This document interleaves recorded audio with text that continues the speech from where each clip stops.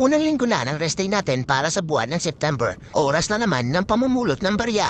At shoutout po muna kay Sir Jarwin Balatao dyan sa may Value Dollar ang Mokyo dito rin sa Singapore. Shoutout din po kay Ma'am Gemma Manning at kay Sir Ace Peralta at sa Grab Food Riders dyan sa Team Muntalban. Maraming salamat po sa inyong suporta at dahil binalik na ni Grab ang old system niya at dinagdagan pa ang oras ng peak hour shift na dating 3 hours iginawang 3.5 hours ay lalo naman tayong tiba-tiba ngayon kay Grab.